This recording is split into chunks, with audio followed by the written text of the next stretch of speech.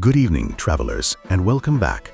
Tonight we're stepping quietly into the world of ancient Rome, not through its battlefields or senate halls, but into the flickering lamplight of a wedding feast. Here, every laugh, every vow, and even the seating arrangement could decide your future. So find a comfortable place, let the noise of the day drift away, and join me for a story of iron rings, complicated rituals, and why, quite honestly, you probably wouldn't survive an ancient Roman wedding. Picture this. You arrive expecting flowers, music, and dancing. Instead, you're handed an iron ring that looks more fit for shackling a gladiator than sealing a marriage. The bride wears a bright orange veil. The priest watches your wine cup to be sure you don't spill it in the wrong direction, and the entire union may collapse if the dowry isn't properly counted. If you enjoy tonight's journey, don't forget to like the video, subscribe to The Still Past, and tell us in the comments where in the world you're listening from. Imagine yourself in Rome, sometime in the 1st century of our era. The streets outside are busy with carts, market stalls, and children chasing each other across uneven paving stones. But inside the tall, narrow houses of the wealthy, preparations are underway for something far more serious than play. A Roman wedding did not begin on the wedding day. It began months, sometimes years earlier, with an agreement between two families. To us, a wedding is a celebration of love. To them, it was a contract, a social, political, and financial bargain sealed by ritual. The Romans called it the sponsalia, the betrothal. This wasn't a casual engagement like we know today. Once the fathers had agreed, there was no going back without scandal. A broken betrothal could damage reputations, harm political alliances, and even lead to lawsuits. The ceremony itself was simple in appearance, but heavy with meaning. In front of witnesses, the groom-to-be, or more often his father, would promise to marry the girl. An iron ring, plain and unadorned, was placed on her finger. Not gold, not silver, iron. Why iron? Because it symbolized permanence, strength, and endurance.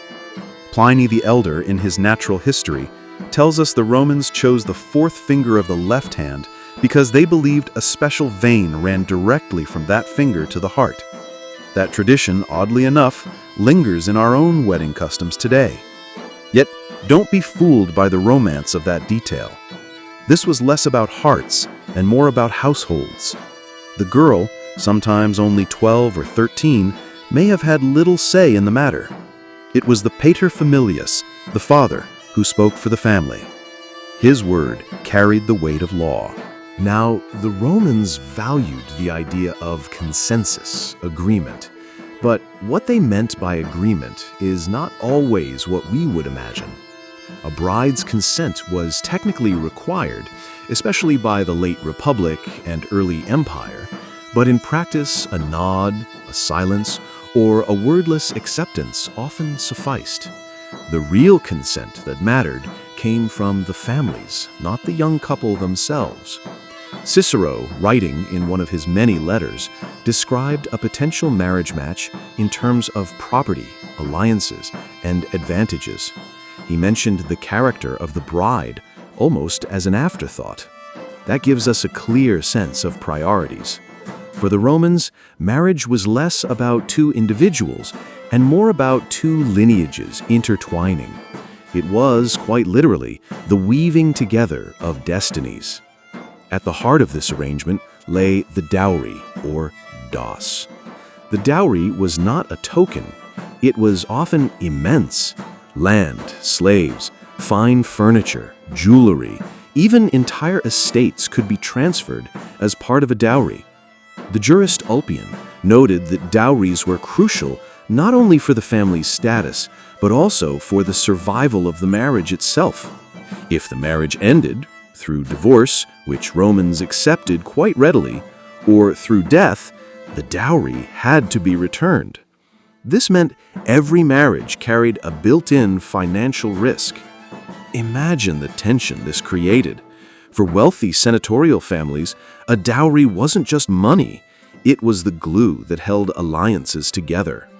An error in calculating it, or a refusal to return it after a divorce, could trigger feuds that lasted generations. To us, it might sound cold, even ruthless. To them, it was practical.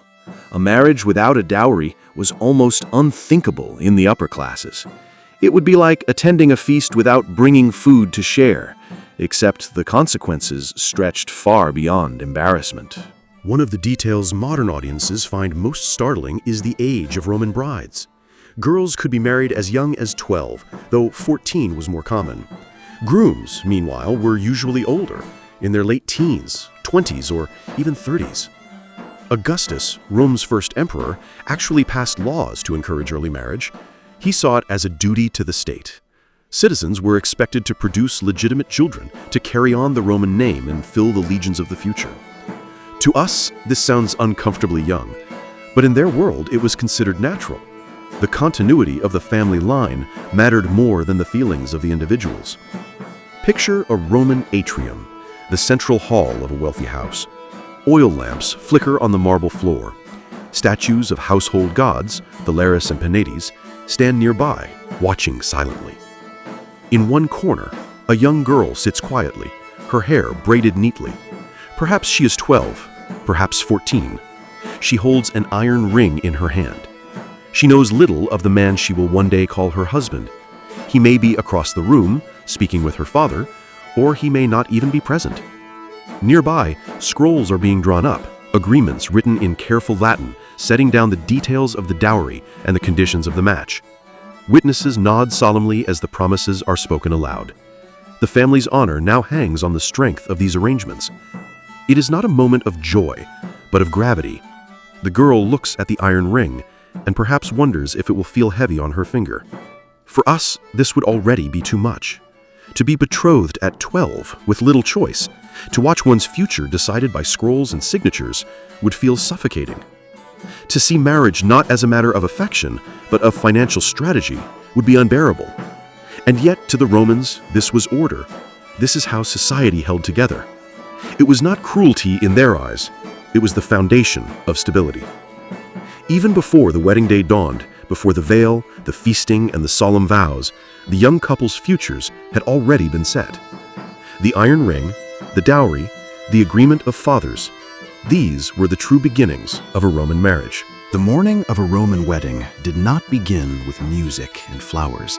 It began with ritual, with sacred gestures meant to bind not only two people, but two households together under the watchful gaze of the gods. Imagine waking as the first light slips through the narrow window of a Roman house. Outside, the city stirs, bakers lighting their ovens, vendors setting out olives and figs in the market, and children chasing each other between marble columns. But in one home, the mood is hushed, serious, and expectant. Today, a wedding will take place. And in Rome, a wedding was never just a private celebration.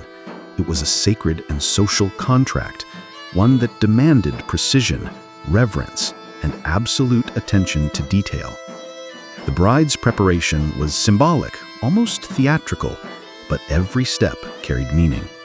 She wore a simple white tunic known as the tunica recta, woven in a traditional pattern thought to bring luck and fertility. Over her hair, carefully parted into 6 braids, she placed the flamellium, a veil dyed a deep orange red. The veil was striking. Some sources describe it as flame-colored, meant to ward off evil spirits and symbolize the warmth of hearth and home. The brightness would have been startling in a city otherwise filled with muted whites, browns, and grays. Her belt, tied around her waist in a knot called the nodus herculaneus, was more than decoration. It was a fertility symbol, linked to Hercules, protector of marriage and childbirth. The knot was tied so tightly that it could only be undone by her husband later that night, a gesture both symbolic and practical. On her feet, she wore sandals made of felt, dyed the same bright orange as the veil. These small, careful details reminded everyone watching that the day was not just a party, but a sacred passage. Before leaving her home, the bride took part in household rituals. She offered a coin to her household gods, the lyres, asking for protection in her new life. She touched the hearth, the warm center of her family home, as if to take with her a spark of its flame. When she stepped outside, she was led by the pronuba, usually a married woman whose own marriage was considered long and harmonious. The pronuba guided the bride physically and spiritually, a reminder of what her life was meant to become. Nearby, a priest invoked the blessing of Juno, goddess of marriage and childbirth. Without Juno's favor, the union would be seen as incomplete. In Rome, a marriage was not only a private agreement, but a contract sanctified by the gods. Once the prayers were spoken, the bride was led in procession from her father's house to her husband's.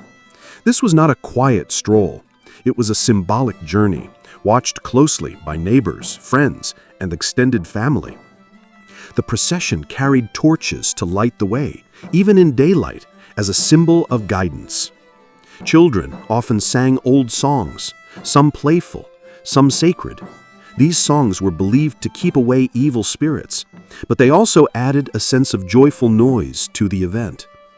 The bride herself was sometimes carried over the threshold of her new home, not out of romance, but out of ritual.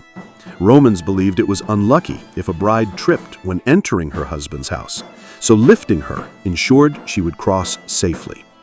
Along the way, friends might playfully shout ribald jokes or teasing verses. To us, it might sound improper, but to the Romans, it was a way to distract unfriendly spirits and keep the mood lively. When the bride reached her husband's house, another set of rituals awaited. At the threshold, she smeared the doorposts with wool and animal fat, symbols of domestic duty and plenty. She was then formally welcomed into the household by her new husband. Inside, she would light the hearth fire, symbolically becoming the keeper of the new home. The couple then shared a ceremonial cake of spelt grain, a simple bread, yet filled with sacred meaning. It was a gesture of unity, breaking bread not just with each other, but with the gods watching. After the solemn rituals, the celebration could finally begin. Roman wedding feasts varied depending on wealth, but even modest households tried to make the occasion memorable.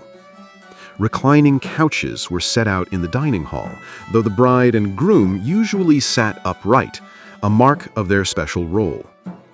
Tables were laid with bread, cheese, olives, fruit, and, for the wealthy, meats and fish. Wine flowed freely, though it was always mixed with water, as Romans considered drinking it straight uncivilized. During the feast, guests might sing, recite poetry, or tell jokes, but the atmosphere was still one of gravity. Everyone knew that beneath the laughter and wine, the day was about more than pleasure. It was about duty, about the joining of two families under divine protection. As the feast wound down, the guests escorted the bride to the marriage bed, a custom that strikes modern audiences as startlingly public. Torches lit the way, songs were sung, and the pronuba and other married women accompanied her into the bridal chamber. The husband would then untie the nodus haculanus, beginning their new life together. This moment was considered not only physical, but spiritual, the final binding of the union. For most of us today, the sheer formality and weight of ritual would feel overwhelming. Imagine worrying about the color of your veil, the way you crossed a threshold, or the direction you spilled a cup of wine. Every gesture carried symbolic weight. There was no room for improvisation. A Roman wedding was a carefully choreographed performance, watched by the gods, the families, and the community. One misstep could mean a lifetime of whispers, or worse, a belief that the marriage was cursed. So while we might imagine a wedding as a joyful, free-flowing celebration, in Rome it was closer to a sacred duty. Beautiful, yes, but bound tightly by tradition and expectation. And as the night settled over the city, as oil lamps burned low and music faded, the young bride lay in her new home, her life transformed forever, not by love alone, but by ritual, family, and the ever-present weight of Rome itself. The rituals are complete. The bride has crossed the threshold of her husband's home. The household gods have been honored, and the couple has shared the sacred cake of spelt. Now the solemnity gives way to something more familiar to us, the wedding feast. Yet in Rome, even a feast was never just a meal. It was a stage on which families displayed wealth, culture, and status. To be invited was an honor, to attend was a duty, and to behave properly was a matter of reputation. Roman feasts took place in the triclinium, the dining room. The name comes from the arrangement of 3 couches, tri for 3, klein for couch, placed around a low table. Guests reclined on cushions, propped on their left elbows, leaving the right hand free to eat. At a wedding, however, the bride and groom usually sat upright. Reclining together would have been considered improper for a woman on her first night as a wife. Their upright posture marked them as the focus of attention. The tables were laden with food, bread and cheese, olives, figs, honey cakes, and, for the wealthy, roasted meats and fish. Wealthy families spared no expense. We hear from the satirist Juvenal that some wedding feasts displayed dishes so rich and exotic they bordered on absurd, as if the food itself were meant to speak of the family's prowess. Wine flowed freely, though always mixed with water. Straight wine was considered barbaric. Guests sipped from cups of clay, glass, or, in the wealthiest homes, silver or gold. As the food was served, music drifted through the hall. Flutes, lyres, and cymbals accompanied the meal.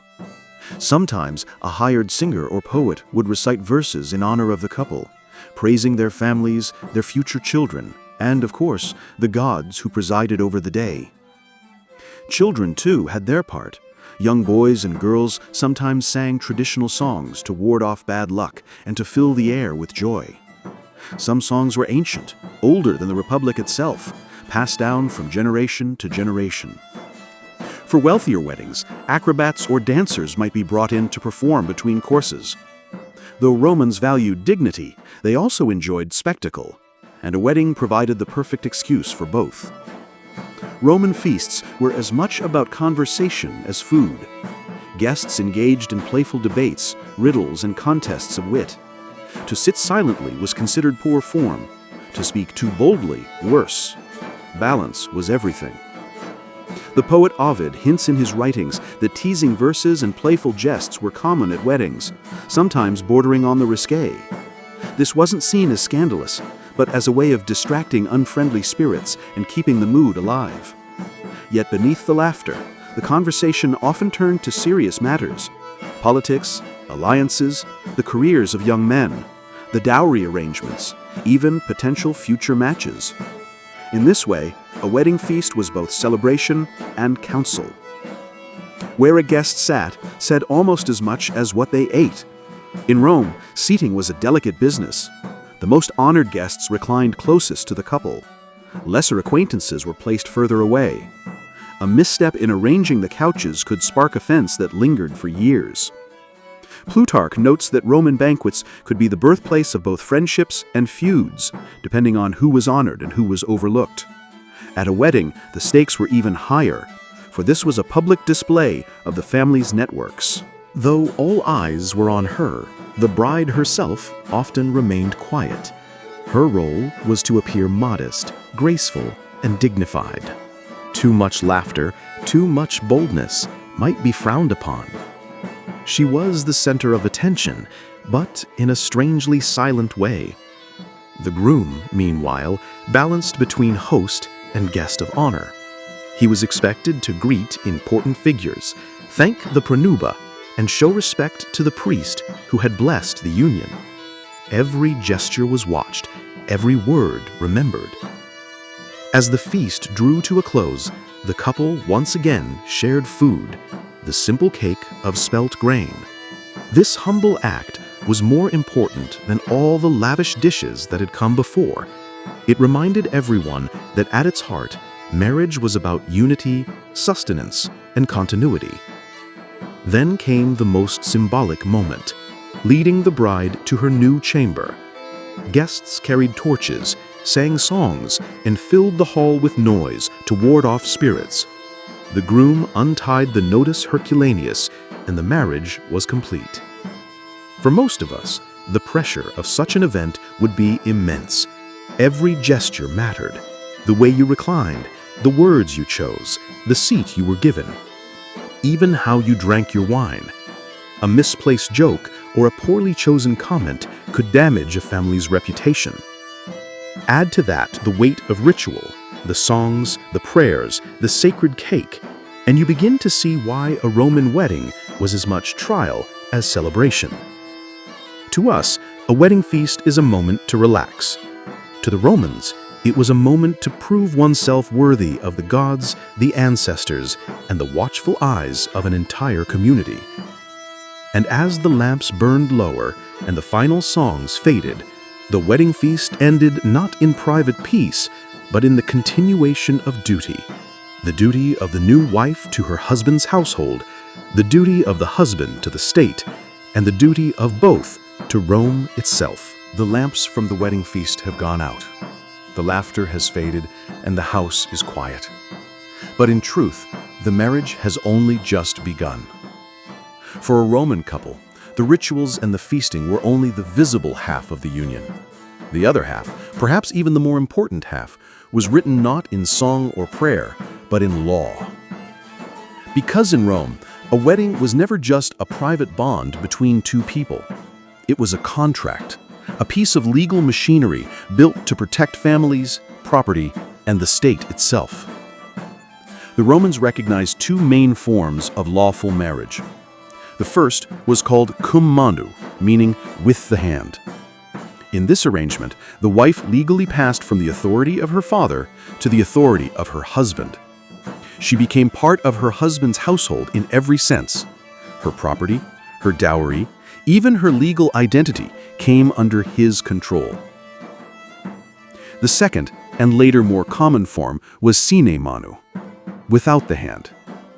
Here, the wife remained under the legal authority of her father, even while living with her husband. Her dowry supported the new household, but legally she was still tied to her natal family.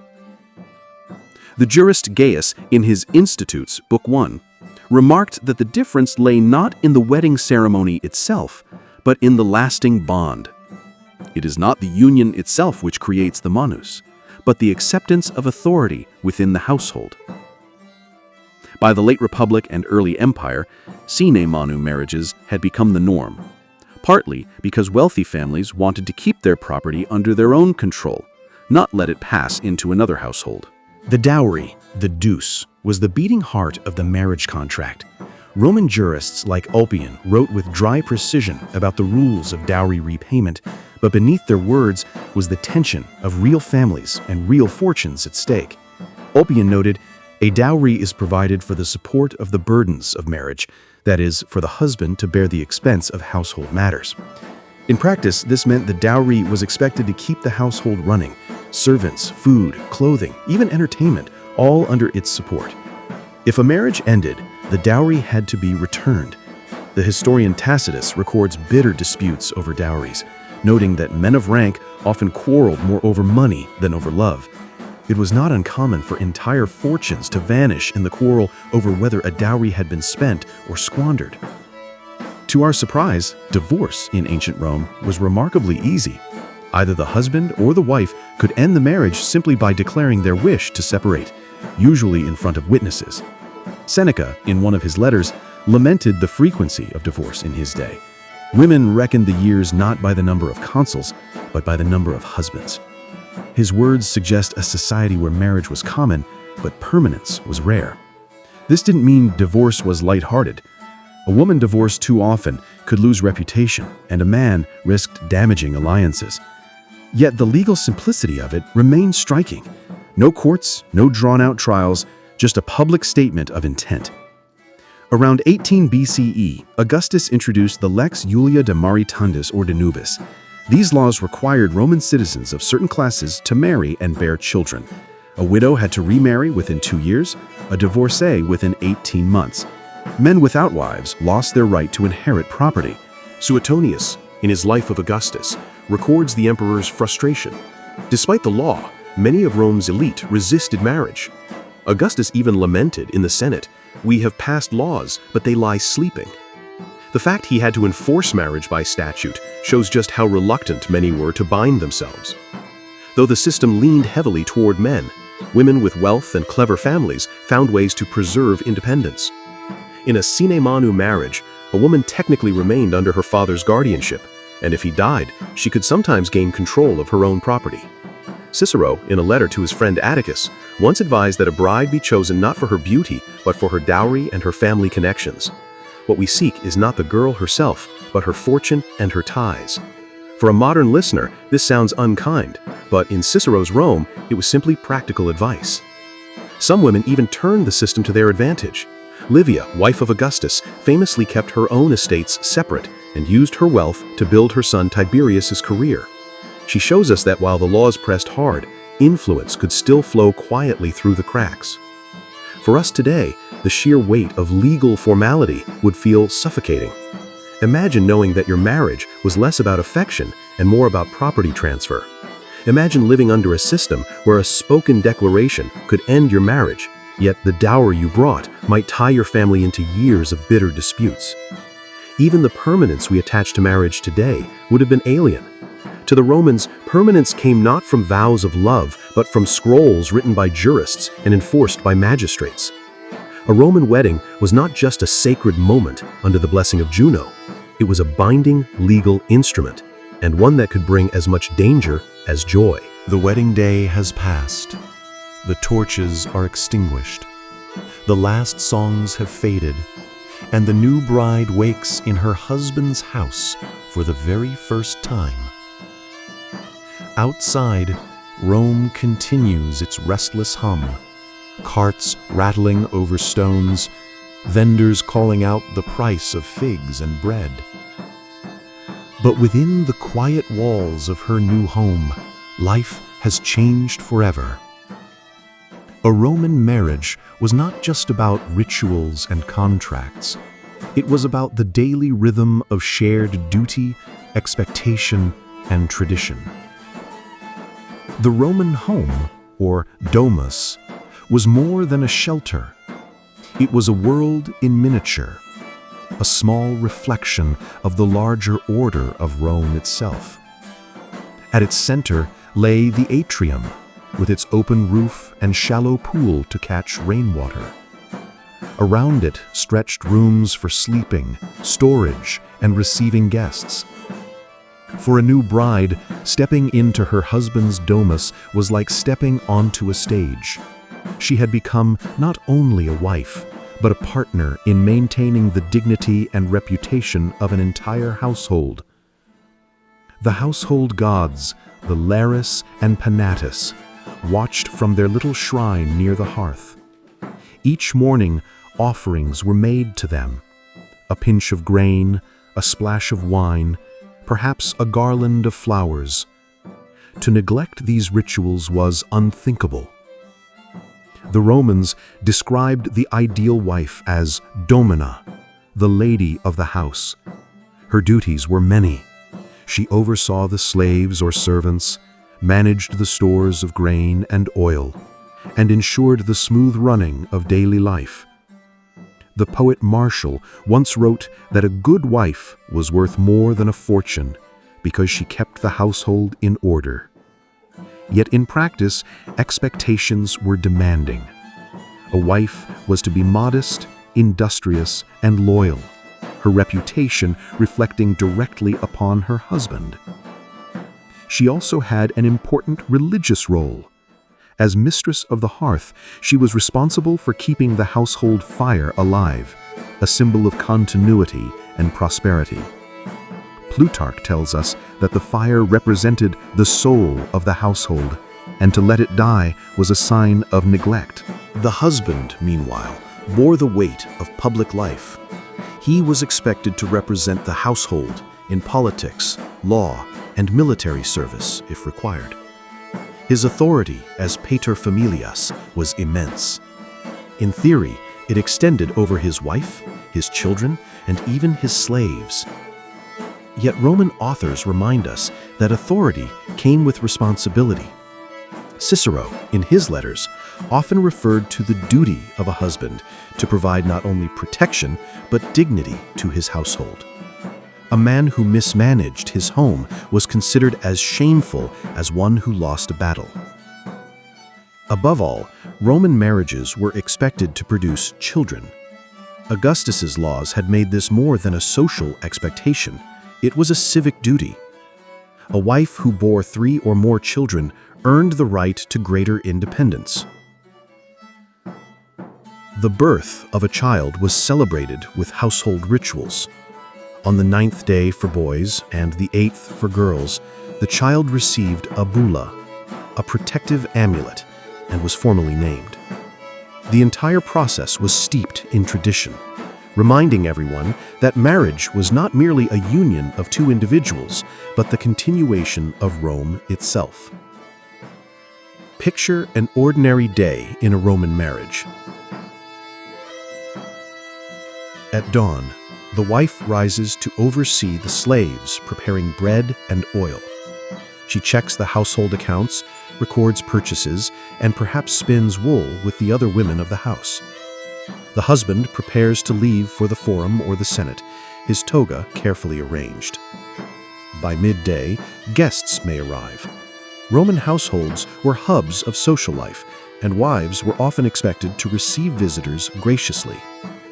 The afternoon might bring the reading of poetry, the sharing of wine, or discussions of family alliances. In the evening, husband and wife dine together. The meal is simple: bread, vegetables, perhaps fish.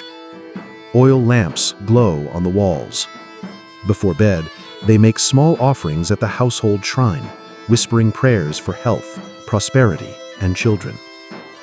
It was a rhythm that repeated day after day, year after year, binding the couple not only to each other, but to the traditions of countless generations. Of course, not every marriage lived up to the ideal. Roman writers hint at discord behind closed doors. Juvenal, with his sharp satire, mocked the quarrels of married life, warning men that a dowry-rich bride often came with endless demands. And Seneca observed that wealth and beauty could just as easily ruin a marriage as sustain it. A wife who is adorned too finely is not a companion, but a burden. Yet, for all the strains, the social and religious framework of marriage held firm. Divorce was possible, yes, but marriage remained the foundation of Roman life. For us today, the constant weight of expectation would be exhausting. A Roman wife was never truly free of her duties. A Roman husband never free of his role as protector and provider. Every meal, every ritual, every child's naming tied the household to the laws and traditions of the state. Even small mistakes, forgetting to feed the household gods, allowing the fire to go out, mismanaging the dowry accounts, could be seen as signs of bad fortune or bad character. What this really means is that in Rome, marriage was not simply a personal bond. It was a lifelong performance, watched not only by neighbors and family, but by the gods themselves. And so, after the torches of the wedding faded, after the songs ended, life inside a Roman marriage continued as a steady rhythm of duty, devotion, and the quiet, ever-present gaze of Rome. The Romans liked to imagine marriage as sacred, blessed by Juno, sealed with ritual, and upheld by tradition. Yet, in reality, not all unions lasted. Beneath the bright orange veils and solemn feasts, marriages could collapse quickly, leaving behind not joy, but bitterness, scandal, and loss. For a Roman couple, divorce was startlingly simple. All it took was a public statement, usually in front of witnesses, A husband might even send his wife a brief written notice, and the marriage was ended. The jurist Ulpian noted plainly, marriage is dissolved by divorce, by mutual consent, or by repudiation. No trial, no courtroom speeches, just a decision and its consequences. But while the law made divorce easy, the fallout was rarely easy at all. A husband owed the return of his wife's dowry, often a staggering sum. A woman, meanwhile, faced the judgment of her neighbors. A reputation could be ruined in a single season. Seneca, reflecting on his own age, remarked bitterly, "Women reckon the years not by the number of consuls, but by the number of husbands." Roman society was deeply conscious of appearances. A divorced woman risked being whispered about in the marketplace, judged at banquets, and used as a cautionary example in speeches.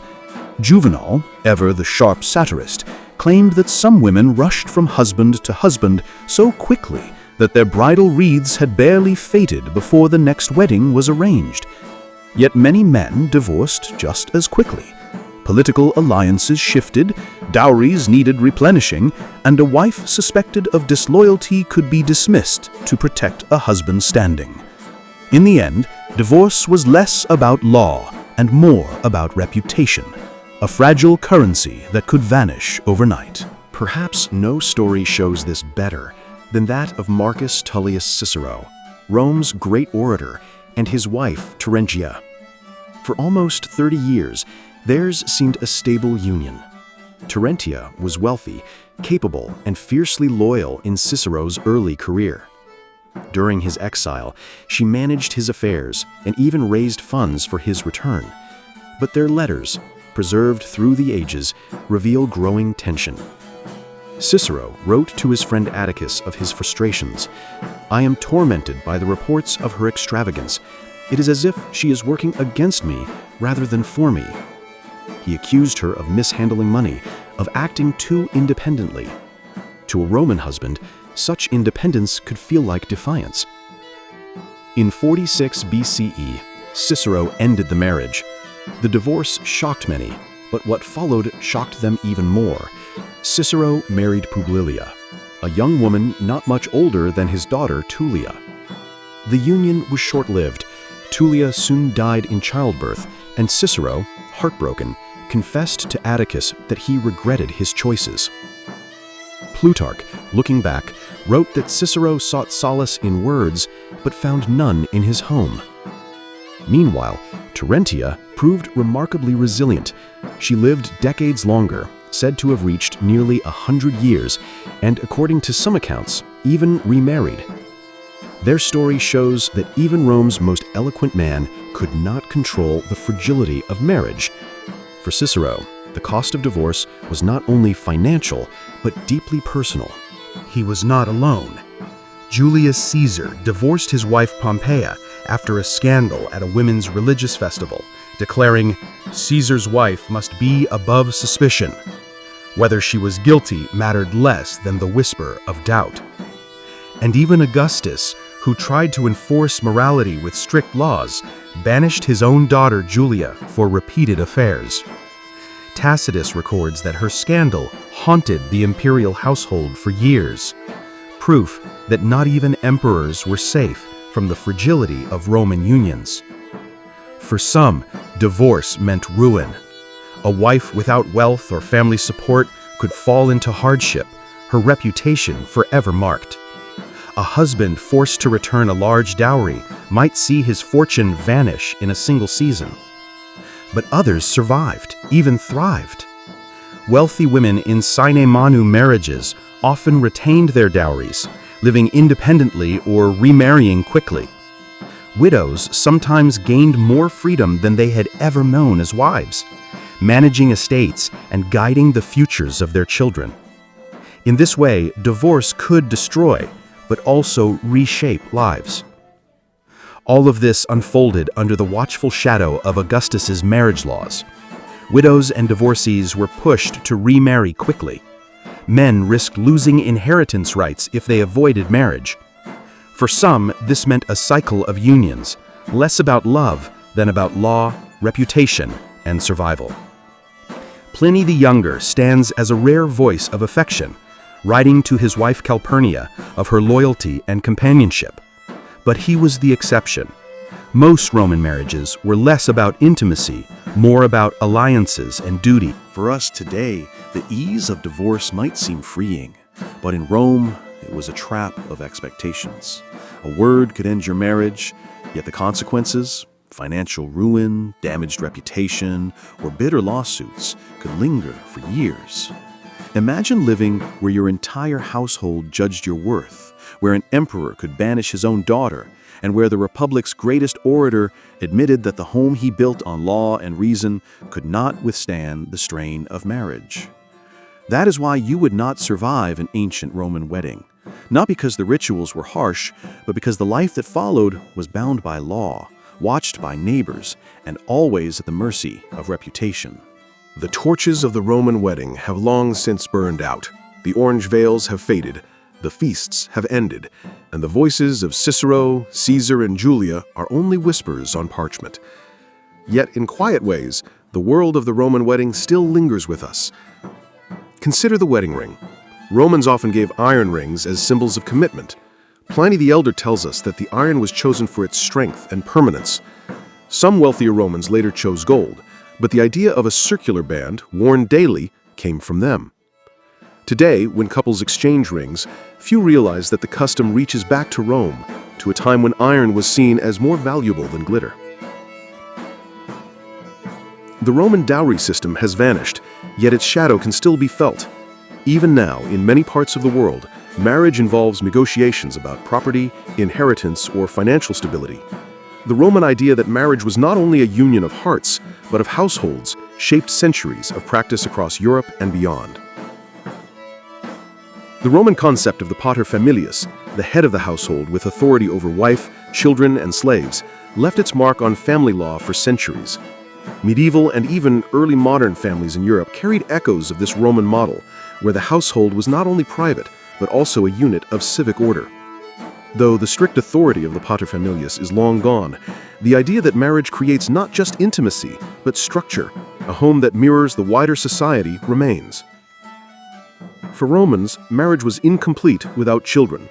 Augustus's laws made it a civic duty.